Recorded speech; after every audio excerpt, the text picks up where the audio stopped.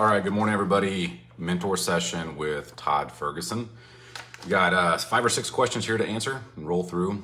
So a little bit about me, if I haven't met you. I'm in the e-commerce space.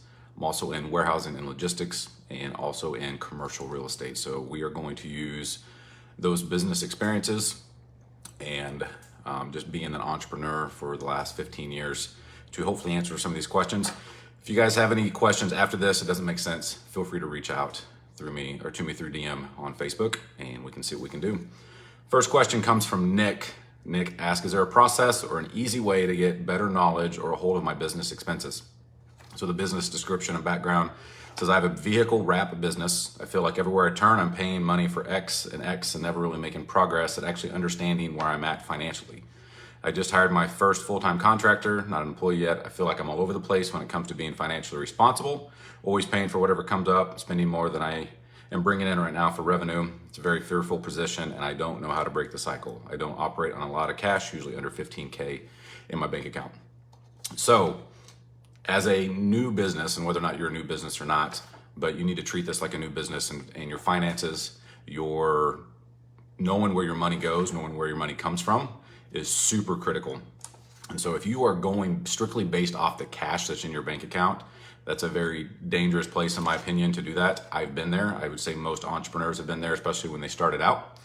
But really, there are tons of programs that you can use that are very easy to use that will help you understand your financial snapshot is basically what it is with, your P&L, your balance sheet, all that kind of stuff. Those may be words that you're not used to, but you'll get used to those. And so you have stuff like QuickBooks, which is what we use. You can hire an accountant or a bookkeeper to do all that. You can do a simple Excel spreadsheet. There are classes online that you can take that will help walk you through all that. But really knowing where your revenue comes from, your different categories of expenses, how much your reoccurring expenses are every month, and then also any unexpected expenses. And especially as you start hiring people, things creep up on you. You've got taxes. You have sometimes work comp, you have all that kind of stuff. And so I know you said you have a contractor, but as they become employees, that's stuff to worry about. But I would really take time and find somebody. If you don't want to do it, which I don't like to do it, I don't want to do it, I hire somebody. I have somebody that does that for me. So if you are a newer business and there's not a ton of transactions in and out, it should be fairly inexpensive, but it's money well spent. And so it's money that you will spend that frees you up, that doesn't take away from your mental capacity as a business owner and learning how to create revenue. And so that's what I would do. So either figure out QuickBooks or hire somebody to do it for you and go that route. All right, next question comes from Bushan. It says, I'm creating a software product. Should I wait for the product to complete or should I first check interest in the market? So the business description says the product is basically a web app which brings all your communication in one place. I also have other plans for tracking daily tasks and routine planning. How should I go about it first? First, get the people's interest peaked or create a basic working product and then go to market and invest in marketing. And so this would be something that applies not necessarily just to software, but anytime you're introducing a new product or service to the market. So in my experience, in my opinion, if you are offering something that there's already demand for, yes, you can gauge customer interest potentially by looking at the number of customers they have, finding out their recurring revenue, looking at how long it's taken them to do that, how close is your product and or service to theirs. But if you're offering something new, it does not seem smart to me to start building a product and really go into completion until you know that there is interest. And so that's where I've talked about this before, and I know other mentors have too, but knowing your customer avatar, knowing who your ideal customer is, what they're gonna use it for, how you find those customers, finding that out first, and then start building a product that meets that demand. So you can do small focus groups, you can get feedback, you can offer a basic working model to that customer base for free to get their feedback and to get them using it to work out bugs, to work out any kinks, to get there's certain things that they would need. Because oftentimes as business owners or creators or investors or inventors, we think that our stuff is the best no matter what. And we think we've poked holes in it. And then in reality, we haven't. And so that's what I would encourage you to do is to find your ideal customer base, then continue to work on your product and get feedback. Again, that goes for anything, not just software. For us as a warehousing and distribution company, if we come up with a great idea, we've got to make sure that we can capitalize on that, and we're not spending time, money, and resources on something that we think is great, but our customers would never use. All right, next question comes from Marco. Marco says, what do you do every day, and he has in parentheses, actions, that make you a better leader? So the business description, he has a concierge service that's in Colombia for the perfect vacation and corporate retreat. We're a destination management company taking care of A to Z for successful individuals and groups. I want to do things that help me become a better leader. Please let me know any resources or ideas that I can do. So for me, the first thing is to really look at your daily routine and see where you can consume content that makes you a better leader. That would be the first thing that I would talk to you about. So if you listen to music, I would start listening to podcasts. I would start listening to audiobooks.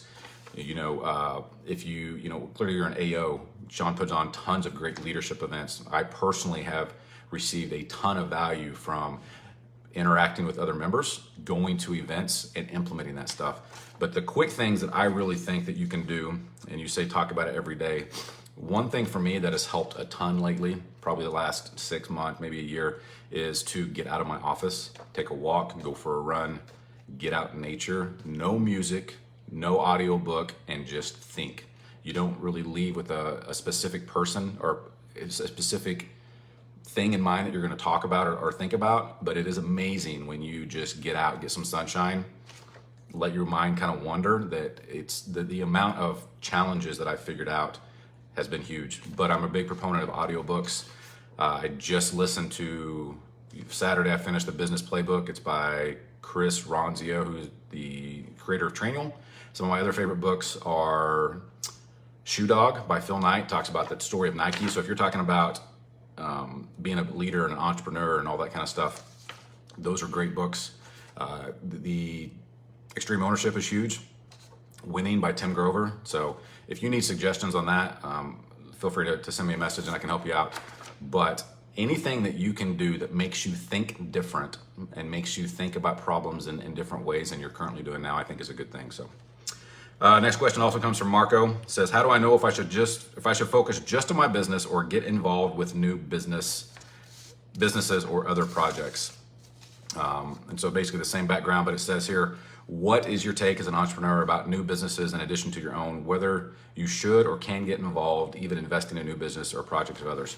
So this is something that I have a decent amount of experience in, not always positive. I often say yes to too many things because I see there's an opportunity there. And that was really before I started working with Sean and AO and knowing what my business values are, what my businesses need to align with. And so as an entrepreneur, as a business owner, as you start networking with people, you're going to get exposed to opportunities that you never dreamed of potentially. You're going to get exposed to business ideas and people that want your help, and they see you as a leader and they see you as somebody that's growing a business. And entrepreneurs, successful entrepreneurs and people especially that get over that $1 million mark are pretty rare. And so when people find that out, they oftentimes want your advice or want you to invest.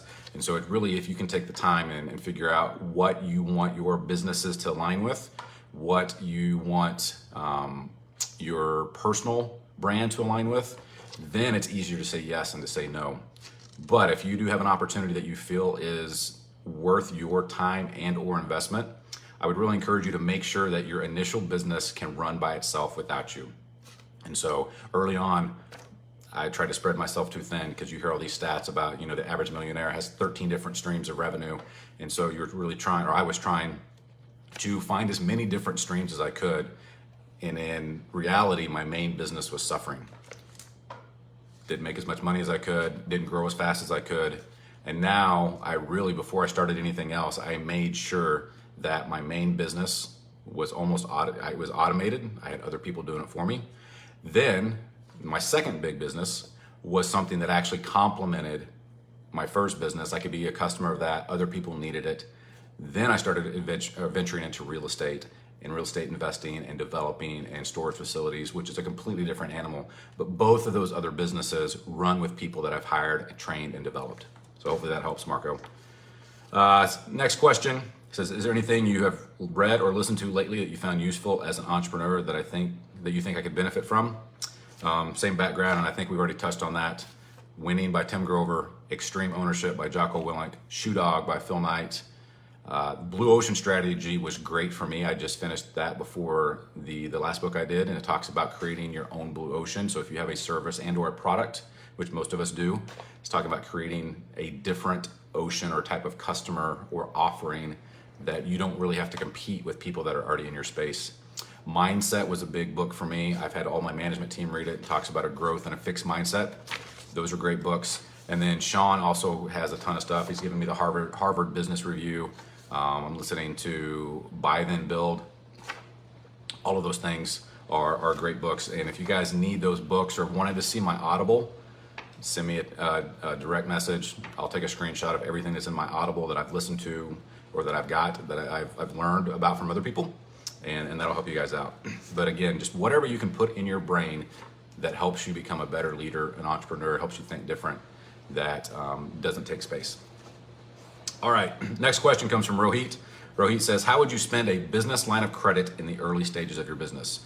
So the business description says, I have an online and retail location of exotic snacks and drinks. My brother got approved for a $10,000 business line of credit, which we're waiting for the deposit. I just want to use it to grow my e-commerce side because it's lacking. What should I grow? What should I spend it on to grow my business? This is one of those questions personally that I think depends. It depends on if you have the infrastructure that you need to handle the business. Personally, excuse me, I spend my business line of credit on inventory. I've already got the infrastructure. I have the employees. I have the equipment. I have all that stuff. I've already done that. I've built that. I've slowly, I've accumulated that and grown that slowly as I've built my business. For me, the way I can make money faster is by using debt. So in the form of a line of credit to spend on inventory. I know what my return on investment is. I know how long it's going to take me to turn the product. I know roughly, how much I can spend. And so when you have 10,000, it would be smart to figure out, hey, I want to spend X amount on inventory. I know it's going to take me this long to turn it or to sell it basically.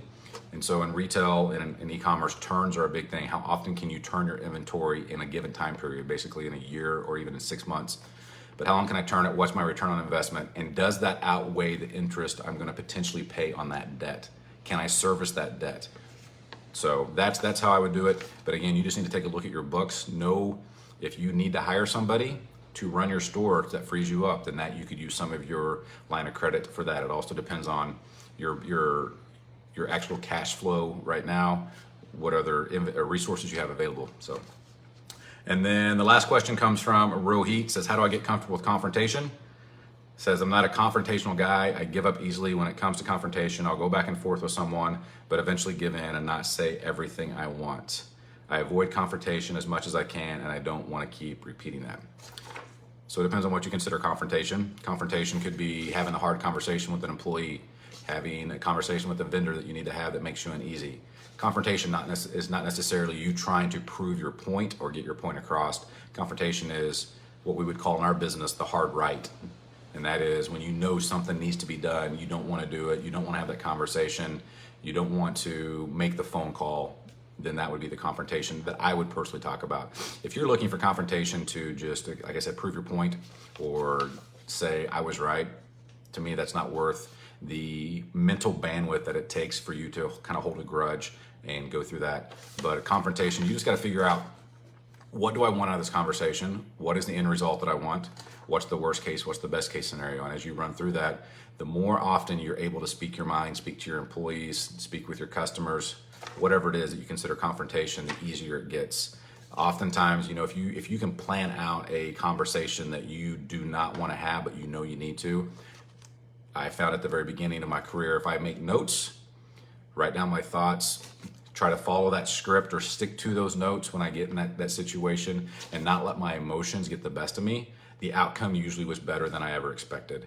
And the person was way more open to that communication. When we get in the heat of a moment conversation or confrontation, if you want to call it, and we're relying on our emotions to guide us and to dictate what we say and to dictate how we react, that's a very dangerous place in my opinion, because oftentimes our emotions lead us astray. So if you can just take time, write down those thoughts, then have that conversation, schedule out that conversation, send a calendar invite, send a text and say, hey, I would like to meet with you on this day at this time.